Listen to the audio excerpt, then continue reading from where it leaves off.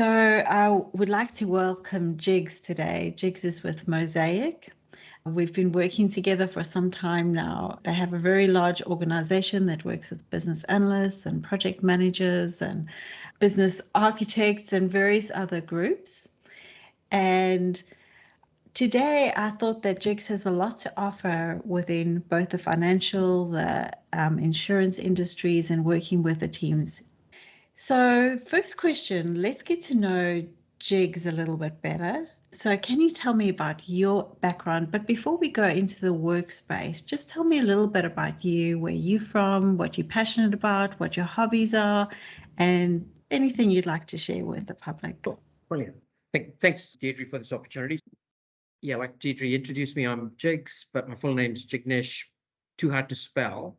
So we're stuck with Jigs for the time being. So I'm originally from Fiji, qualified as a chartered accountant, so have been in the professional services industry for a very long time. Started my career with Coopers and Lybrand as an auditor, and then got into professional services, became chartered accountants of sorts, or chief financial officer, and then moved into what now has become my role with many organizations of chief operating officer. But behind the scenes, I've got married with 2 kids, Hamish, who's a business analyst himself, but he will not accept any guidance or training from me. So I'm hoping that like he runs into Deirdre one day and just listens to her. So Hamish works at ANZ as a business analyst. Keisha, 19 years old, so just first year at a university. Hopefully, whatever she's studying will land her into a BA role as well. So house full of analysts. Yeah, so I arrived from Fiji, so Fiji Indian, and I'm supported with a large community, my parents of the likes. And I guess the passion for me is just being able to be involved with things and getting things done, whether it be community functions, work, kids, friends, just wherever possible to help or give back to the community. In terms of hobbies and things, I love running. So I've got a 21K run this Sunday. Been training for it for the last 3 months. I've got a 5K tapering run after this. So I'm looking forward to that, because normally it's sprinting up hills and then jogging down, and that just brings up your lunch. Yeah, so that's me. Been in various firms recently in a chief operating officer role. So that's me now going forward, being the right-hand man for the CEOs in the organization. Yeah. That's awesome. And so you're 21 kilometers. So this is the one everyone loves, although it's just an hour before the rugby game. So we'll start at Devonport. So we get the ferry, get to Devonport, and then the best part about this is that you're running over the bridge. Okay, nice. Yeah, and then you finish off at Victoria Park, which is a stunning park. But yeah, just running over the bridge is phenomenal. Just great fun. Awesome. That's great. Okay, so let's also look a little bit. You've mentioned a bit about your field and a family of analysts. Good luck with that. There's going to be a lot of debates, I imagine. I don't even have BAs as kids, but I still get debated with, so I can imagine how much more challenging it will be in that sense. So you've gone through quite an interesting path, and I found that you land where you land, which is quite interesting as you go through your life. Yeah. What has made you focus on this area? Were there any turning points? Were there any specific areas that you got to where you are today? And so have been across accepting results and reporting the results to the board when I was the chief financial officer. And with that comes you having to forecast and say what's going to happen over the next 3, 6 months, 12 months. And you're relying on the rest of the business, especially the sales team, to report that in a coherent manner so that we can then figure out how the business should be run. And there was always that variability from the sales guys. Salespeople, they could not forecast well enough. And when you go and challenge them, you would then be asked, if you're asking these questions, why don't you get involved and sell stuff as well? So that opportunity came up at Zelocity when I was a shareholder at Zelocity. And when you own your business, and I was always taught, run the business as if it's your own. So at Zelocity, there came that opportunity to start looking after clients. So we would have business analysts and project managers at organizations, and you have conversations with our own people and go, what else is happening? What are the other pain points? And invariably you're going, clients are facing this problem statement or about to face it. So we should come up with a solution, take to them and try and sell that. So it quickly got involved with sales, writing up proposals, finding the people, finding the intellectual property to go, how would we solve this problem? So just fell in the chief operating officer role. So rather than just reporting numbers, you're helping craft the numbers. So you're part salesperson, part corporate services, HR, having to write up, review legal documents. And that's that variability that just no one day is the same. No 1 week is the same. Sometimes you wish it would stay the same for a wee while, but it doesn't. So if you embrace that, I'll have 2 hours to do some stuff that I was planning on doing, but the rest of the time would just be spinning new plates or keeping other plates spinning. Yeah. Okay.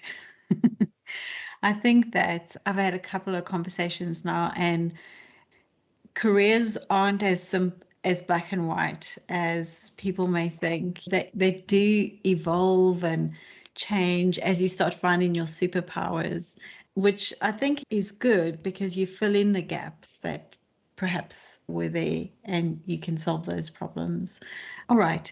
So what does a day look like for you working with customers and operating the business and managing all of your teams and people? What does that look like for you?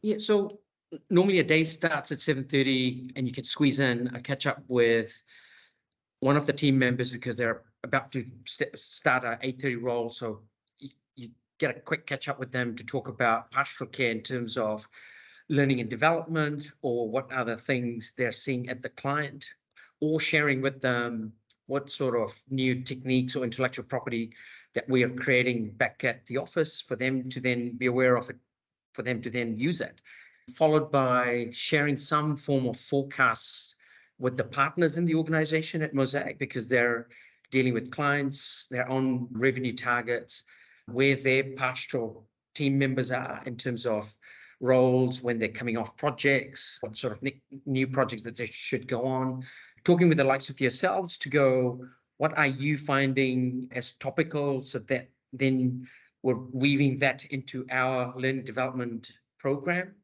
talking to clients in terms of, and our clients are large banks, so they'll not openly tell us what's bothering them, but through looking at the regulatory radar, we're seeing what's coming down the pipe in terms of 3, 6, 9 months. What is Reserve Bank thinking about? What is the FMA thinking about in terms of regulation, governance? You're also seeing clients moving to technology refresh. So you're then going, what does that mean from Mosaic's capability point of view? Do we partner with someone? Do we just stick to our own knitting and just keep becoming better business analysts to ask the right questions? Yeah, it's that sort of, and in between, there'll always be a HR moment that you have to deal with. So yeah, combination of visibility of forecasting, what IP service products do we need to create to pitch to our clients, HR challenges, and talking to people like yourself. Yeah. So you are an entrepreneur, a business person, a people manager, a working with clients, and having to manage any strategy moving forward into the future. Sounds So most of the client stuff is handled by the partners because they've come from that industry. If you get a chance to talk to the clients, that's the part where you'll go, what is your problem statement? Why do you think this technology piece will solve something? So yeah, that's the exciting part, to be client facing when that opportunity comes in. Yeah. And so if you look at the next 5 years for yourself, firstly, and then for Mosaic, what do you see happening? What does the future look like for you? Yeah, so personally, my side of things, it's the more trying to get ready for more advisory type roles.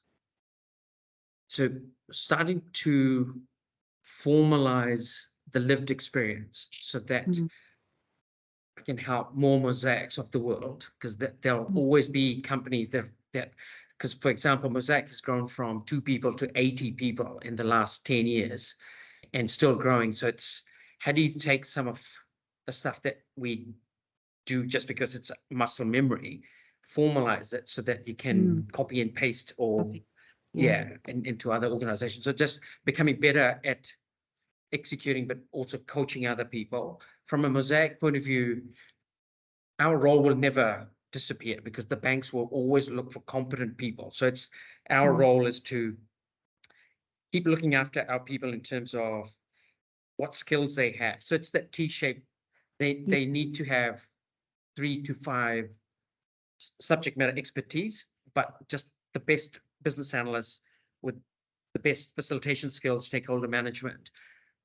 But how do we then start working with AI tools to do some of the low value stuff so that we speed that up and do more high value stuff with our clients? So it's a weaving of people, their lived experiences, the intellectual properties that we keep creating, and the use of new tools and techniques that are popping up. So previously, a tool might just be mirror boards because we're now doing whiteboards through mirror boards, but that was just a whiteboard found electronically. But with the chat GPT in the play now, that's just changing the whole ball game. So how do we use that better? How do we use people outside of New Zealand a bit better? Because it's accepting that you can be working from home, and home can now be anywhere. As you saw 2 weeks ago, Miles was on his yacht sailing back from That was Numere. fascinating. So just to give a bit of background, Jigs and his team, we had a session where we spoke about business architecture, we spoke about AI, and it's always nice meeting up with the team because they engage, which is good. But what that was really interesting was Miles was on what is he on a yacht? He was on a yacht sailing back from New Caledonia. So he was in the middle of nowhere. Yeah. And he was on camera, is that correct? Starlink, Elon Musk's, So he was using that and you could actually see him. I was like, I'm sure he could have just maybe skipped one of the meetings, but hey, you can do it. So I agree with you. I think there's lots of opportunities. I have said for a long time now, having worked with BAs from around the world, you do the same thing. You actually your own community. It's not limited by location. And obviously we're very privileged living in New Zealand, you and I, having a real great lifestyle. So that's great. But it's also really nice meeting different cultures and different approaches. And I think there's so much change happening in the world that, there are opportunities beyond just where we are, and working online is a big thing. We've proven this, that it is possible and we can do it. All right. Any key challenges or key opportunities that are presenting themselves? We spoke a little bit about AI, but any challenges that you see that other businesses might face, might need help with, might want to consider? I think the challenge always is taking stock of where you are, because we're all spinning plates right now. We're all worried about the economy, inflation, world events. So we don't pause to go, how do I work smarter? Or people are talking about these new AI things. How do I incorporate that into the business? Or I'm about to spend multi-million dollars on new technology. But we lose sight of what's the business problem we're trying to solve. How do we get ready for the next 5 years, 10 years? So it's just a bit more planning, not relying on the expensive consultants who will come and say, we've done this before, trust us. It's actually, we're in New Zealand, scale's a bit smaller, country of 5 million. So let's look at us, let's look at how much change we can accept and have accepted over the last 10, 15 years, learn from that and do things better. So yeah, challenge would just be not forgetting the past in terms of system implementation, process change management, but equally change is coming at us quite fast. So being adaptable, yeah, everything from e-commerce to ChatGPT for requirements writing. Students coming out of university, are they using ChatGPT and getting away with it? Will they not do the critical thinking when they get to us? So it's all of those little things that we need to think about before it's too late. Agree. And you raise a really good point around critical thinking. To do any knowledge-based work, you have to be able to analyze it, review it, verify it, validate it, all of those things. That's so critical. And there is a propensity, and I have the same problem, to get lazy and go, yeah, she'll be all right. The bot's going to fix it. And I imagine if you've managed to use all those tools while you're at uni, especially now, it feels like year one of AI, because it's got really good really quickly, even though it's been around for a while. Students can use it, but the university is not ready for it, so they wouldn't really know, to be honest. That's what I think. I could be wrong. But you're right. I think mentoring, educating, training, all of those factors around getting really good people, because AI is not going to replace the people. It obviously, you want to get things done quicker, which is really helpful, but you have to have a good analyst and a good architect. I've said that even after testing AI, you have to have that. There's no ways it's at that stage yet that you can just replace a resource. So I do agree that critical thinking, systems thinking, design thinking is really important. And the other thing that I found, and I don't know if you think this too, Jigs, is when AI is built on data, which means it's already happened. And it can make predictions, like we all make predictions, but there's a creativity in that. That I don't know if a machine can really do that.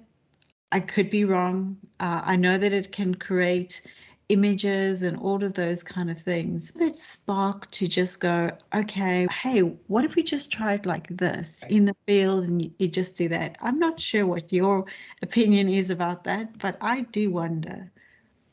Yeah, so AI is all based on what it's taught through the whole machine learning data, and there are a lot of clever people out there who will build that in. And again, hopefully some law will come up to say that it only goes to a certain point in terms of let's let the AI do the low value stuff. So the next level up would be the people side of things.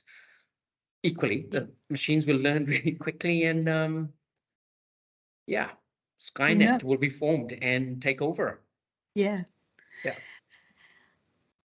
All right. Could you share some advice or lessons learned for professionals entering the field? So those who are new, let's say new analysts or new project managers, or just interested in the field, or have done something completely different, but have said, hey, I'd really like to give this a go. Yeah. So the advice we've been giving some of the people who've now joined us as interns is the core to the role is being able to write a really good requirements document. So you must have one around that's tried and tested, and be able to use that by using up to 5 business analysis techniques. And rather than I'm going to learn all the techniques that a business analyst needs to learn, but you'll never ever use all of those techniques. It's the 5 core ones that you should have tried and tested and be really good at it, because if you're confident in using these techniques, then the client or the sponsor has confidence in you and they participate. If you're wavering, they won't participate. They'll move on from whatever you're asking them. Writing effective problem statements, brainstorming, just really easy techniques, but learn them and practice the hell out of it, and so that you're using them with confidence to get the confidence of your sponsor. The business analysts, and you see this with people, you'd be blurting out, hey, here's an issue I have, and they're already thinking about what software shall I download to solve this problem, without going, what is the problem statement? Why isn't it working currently? Current state assessment. So stop solutioning things. Sometimes you can, but most of the times don't. Just hear it out, absorb what you've heard. So go away, absorb it, and then come back and again go through the requirements template in your head or formally to try and solve things. So yeah, this is such a cool industry to be in, because there's always the client who's on fire, and there's someone here who can solve that issue of, let's put the fire out and I can make sure that the fire never happens. And us staying in the middle just to go, don't sell me the features and functionalities and let me figure out why the fire started. You might not even need the solution or the vendor here. So this is such a cool role when you're client facing and have a vendor on the other side. Yeah, so your role is very important. Just don't stop solutioning, have good requirements document as a template somewhere, and keep learning how to ask the right questions. And I suppose at the very beginning of our conversation, you were talking about the different steps that you went through and the experience for yourself, the challenge of trying to propose a solution. But your view was slightly different, to go, can we actually do this? And why am I measuring it at the end? When that's where I suppose the BA would be really helpful to try and measure it in the beginning. Yeah. All right. So we always end up our sessions with a question. If you could go back in time and give yourself one piece of advice, what would it be? Yeah.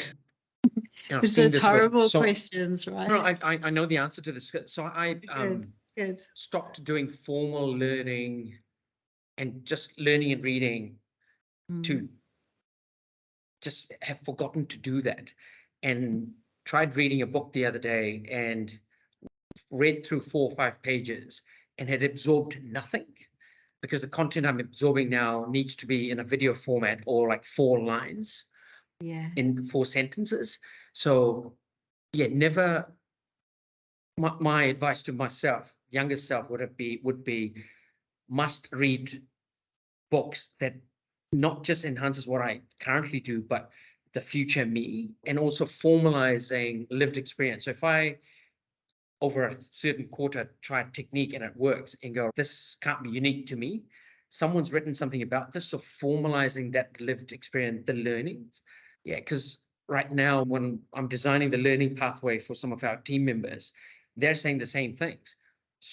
Haven't formally done any learning since they've left university, and they're struggling to concentrate, because our lives are basically my cell phone and I'm flicking things. And yeah, it's really horrible. So yeah, that's really good advice. It is. I think with learning, because we read a bit and then test it out and do stuff, and that is the culture, because things are changing so much, and I don't blame anyone because of that reason. I'm similar to that, and in some instances it's good, like when AI comes up and that keeps changing, you got to play with it as you're trying things. But I think that's really good advice, especially the reading bit, because it's around absorbing the knowledge, not just getting a high level view of it, but truly understanding what that means. And I do think that, I think it was